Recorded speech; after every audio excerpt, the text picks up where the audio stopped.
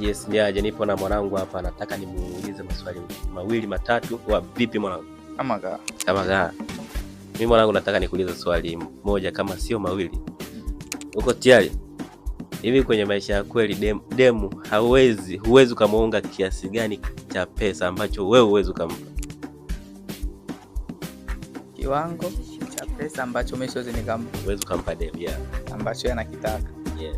Yaani kiwango kikubwa kabisa kikihitaji wewe huwezi kumpa.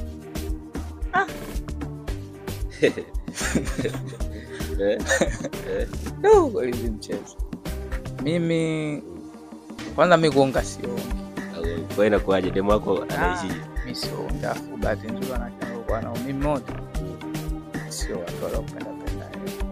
Wengi yani wapo kidogo kwao wanajiweza kwa kusema mahitaji nini, hela za kutumia tunapewa nini. Wanawake wa mjini mwanangu wanapenda vitu vingi. Hela kusuka, hela ya viatu na nini apendeze kama wanawake wengine. Vipi kwa kumegaje?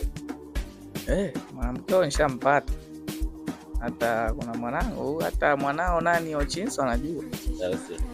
Kwa kwenye maisha ya kweli sasa mimi nataka nijue kiasi gani kikubwa kwenye maisha yako ushamuunga demu?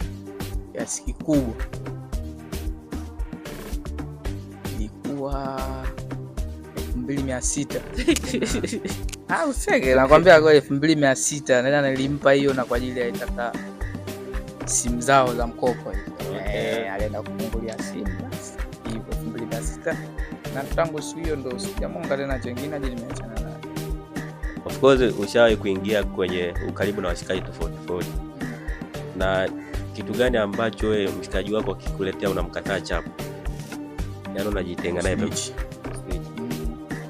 Pendi usnitch. Ule mtu anajua mwanao anajua bwana ule shemeji alafu anaenda pale anajiweka pale atakapomzike.